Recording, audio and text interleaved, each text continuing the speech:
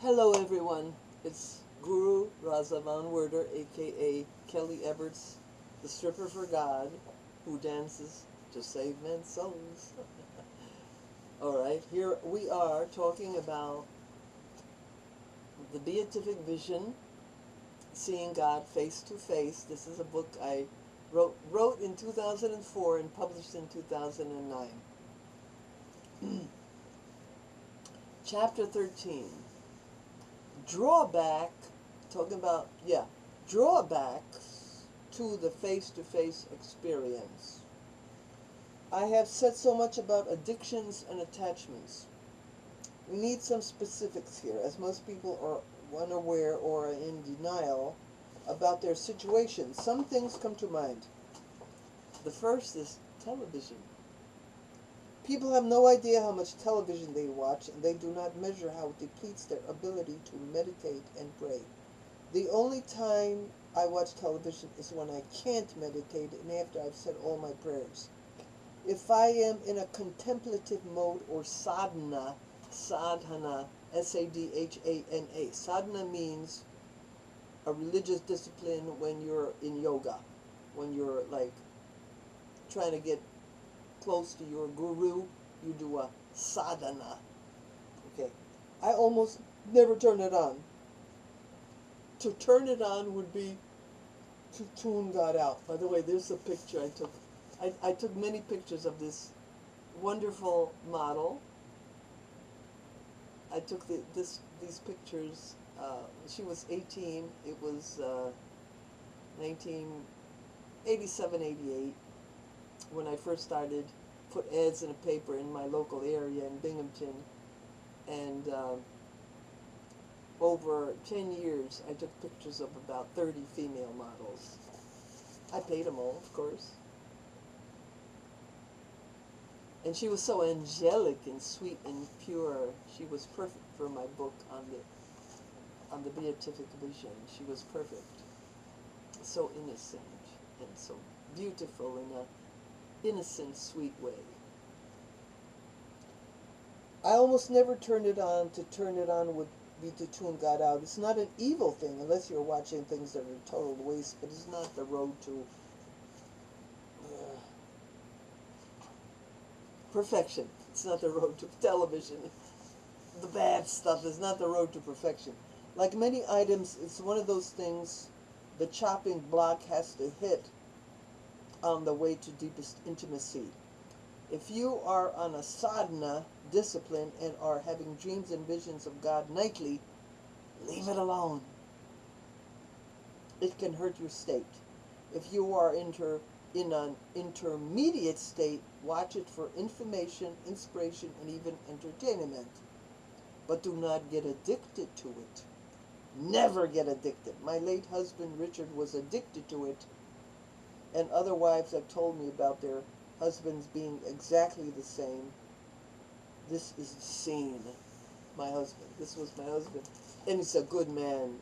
He was a good, wonderful, wonderful man. He only spent 1 year in purgatory. He was a wonderful man. As soon as he gets up in the morning, he goes for the television and drinks his coffee watching it. This goes on till he has something to do. Whenever there is a lull or nothing specific going on, he turns on the TV. He'll watch anything. A channel surfer. It's whatever. He just has to watch. Transfix. What is happening here? He's filling up a mental void with the things of the world. Is this a sin? Not all the time. But if you are trying to see God face to face, it will deter you. I know it's bring to mind one thing. Saint Benedict, the father of monasticism. This was, I can't even remember the age he lived in. I think it was like, I'm trying to think, it must have been not long after Jesus lived, I believe. Not long after. And he had a remote monastery. And they were supposed to be sequestered and private and stay alone for the sake of God. Once in a while, they had to send monks out to get supplies. And when they would come back, the other monks would crowd around them and ask them for the news of the world. And Saint Benedict said, "We came here to get away from the world. So what you are doing is bringing the world back in." Wow. By the same parallel, I recall now, it just comes to me this moment, Saint Teresa of Avila, she was a cloistered nun. She was the head of her convent, and very, very, from what I read, a hard worker for the cause, hard worker. She said, she would have visitors come to the grill. What is the grill? It's like a grill. Imagine just a metal grating grill where your visitor, your family, your relative, or your close friend comes to the grill to talk to you. They can't even talk to you face to face because you are cloistered. You are a contemplative, cloistered nun. And you sit there and you chat. She said the grill was hurtful. Yes, I understand her. Most people would say that's nonsense, silly.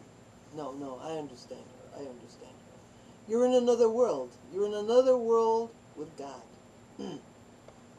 Look, these two worlds don't go. I know sometimes you have to be in a world. I know, I've done it. I've been on both sides of the grill. I've been on the contemplative, solitary, totally absorbed in God, no world. And I've been with the part where I'm partial, with the grill, talking to people. And I've been on the other side, and the other side of the world, where you're with the world. That's the worst. That's the most horrible, painful, torturous, gut-wrenching valley of tears, losing the intimacy with God. Intimacy with the world is intimacy with the flesh, and the devil always gets into it. I've experienced all this stuff. I've experienced. I speak from experience. If I didn't have the experience, I could be just talking about other people's books. No, but I'm talking about my books.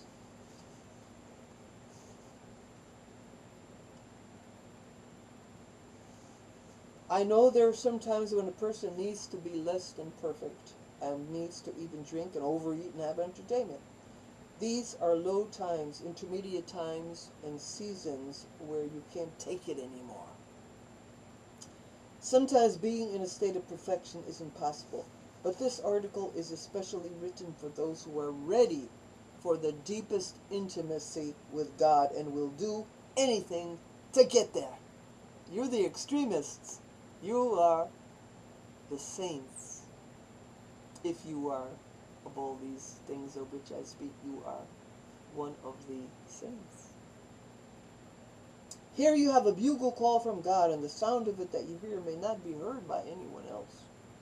You have rules that other people don't follow. You have the rules of the saints.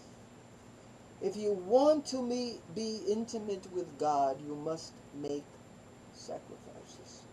When the devil finds out you are on the verge of perfection, he may try to trip you up with some simple things, tiny little addictions that will mess you up just enough so you don't reach your goal. Television could be one of them. Maybe at times it was okay, but not now. People have trouble admitting they are addicted to television. There is a certain season in your contemplative life when God is calling you to deepest intimacy. And for that state to happen, you have to listen attentively and follow obediently and go deeper and deeper into yourself where God is. Television or any outside diversion can interfere with this great grace. And here I made a point that was important. Remember, Jesus said, when they tell you the kingdom of God is close, it's over here, it's over there, it's over there, it's over there, and it's over there. It's inside. And you have to be alone, to experience it. You have to be solitary. You can't take anyone with you. No one goes with you. No one. It's you and God. That's it. To be continued.